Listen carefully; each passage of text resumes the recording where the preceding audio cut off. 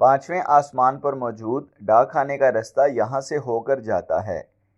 निम्रा ने राह चलते फरिश्ते को रोक कर पूछा। जी हाँ, मगर डाक खाना कुछ ही मिनटों में बंद होने वाला है। फरिश्ते ने घड़ी देखते हुए निम्रा को जवाब दिया।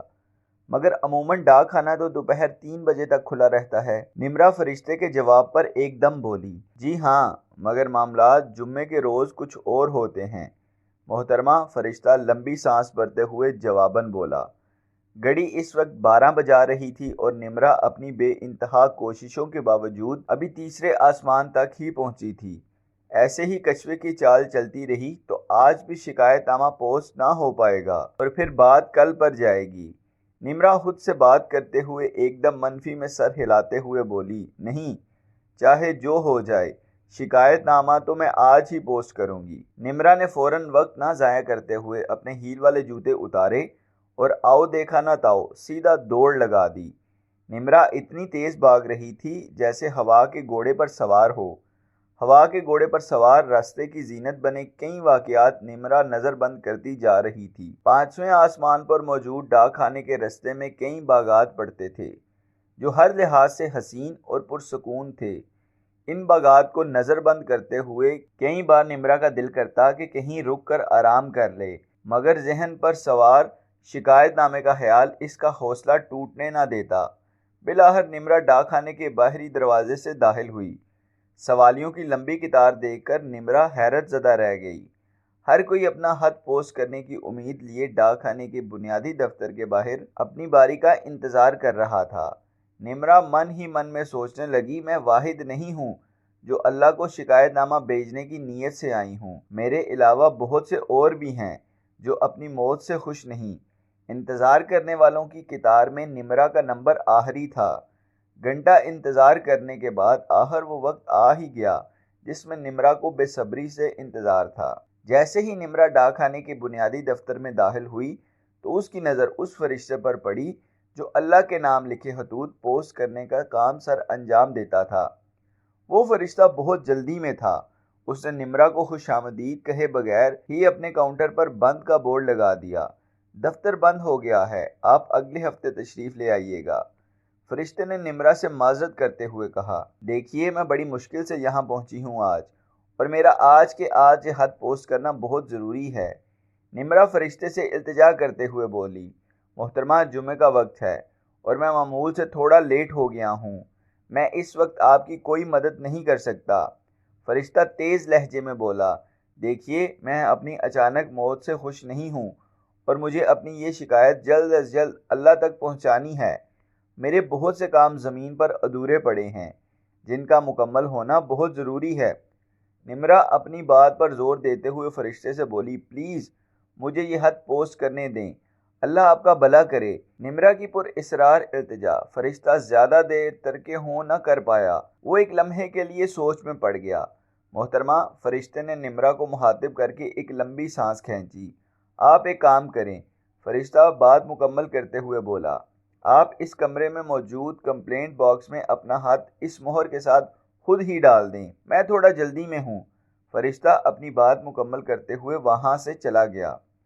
अब इस खाली डाकखाने में निम्रा अपनी शिकायतनामे के हमरा तन्हा खड़ी थी। फरिश्ते ने जिस जानिब इशारा किया था वो कमरा बुनियादी ऑफिस के शुमाल में वाक़या था। निम्रा ने वक्त ज़ाया ना करते हुए कमरे की जानिब कदम बढ़ाए। कदम बढ़ाते हुए निम्रा के हाथ में बाएं कंधे पर लटके हुए परस से शिकायतनामा निकालने में मसरूफ थे। जैसे ही निम्रा अपने दाएं हाथ में पकड़ा शिकायतनामा लेकर कमरे में दाखिल हुई, उसकी नज़र थोड़ी दूर पड़े कंप्लेंट बॉक्स पर पड़ी जो खाली था। ये डब्बा खाली कैसे हो सकता है जबकि बाहर लगे सवालियों के हजूम में मैं खुद गवाह हूँ। निम्रा ये सब सोच ही रही थी कि अचानक उसकी नज़र कंप्लेंट बॉक्स से थोड़ा दूर रखे एक और बॉक्स पर पड़ी जिसके बाहर थैंक यू लिखा था। वो बॉक्स इस कदर भरा हुआ था कि उसके ऊपर वाली सतह पर मौजूद कुछ खतूत आसानी से निकाले जा सकते थे। लोग मरने के बाद भी अक्लमंदी का मुजाहरा नहीं करते, वरना कंप्लेंट बॉक्स में डाले जाने वाले खत कभी किसी दूसरे बॉक्स की इज्जत ना बढ़ाते। निम्रा का ख्याल था कि लोग गलती से अपनी शिकायत दूसरे डब्बे में डाल गए हैं जबकि उनका असल मुकाम कंप्लेंट बॉक्स था। क्यों ना मैं ही उन लोगों की गैबी मददगार बन जाऊं। निम्रा ने मदद करने के ख्याल से सोचा। निम्रा अब थैंक यू बॉक्स के पास खड़ी एक एक करके खत निकालने लगी। خط بغیر کسی لفافے کے تھے، اس لیے آسانی سے پڑھے جا سکتے تھے، اور یہی وجہ تھی کہ نمرا نہ چاہتے ہوئے بھی خطوط پڑھنے لگی۔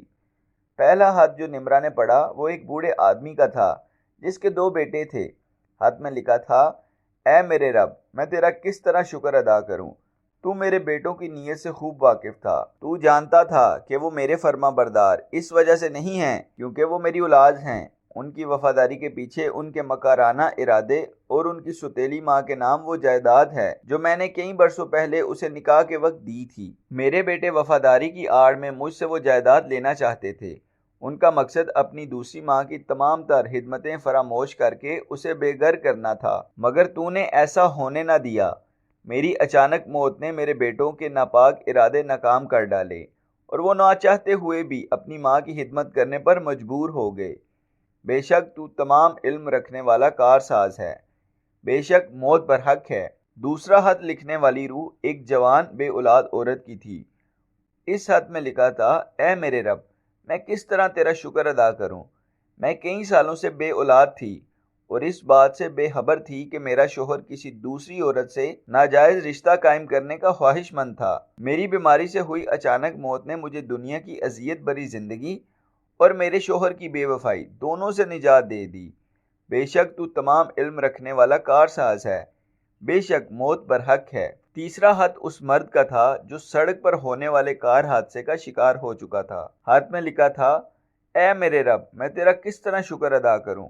میری موت نے میری اولاد کو وہ حق عطا کیا جو میں اپنی زندگی میں شاید عطا نہ کر پاتا۔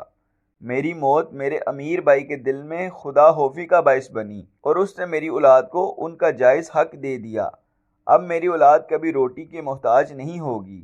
بے شک تو تمام علم رکھنے والا کارساز ہے، بے شک موت برحق ہے۔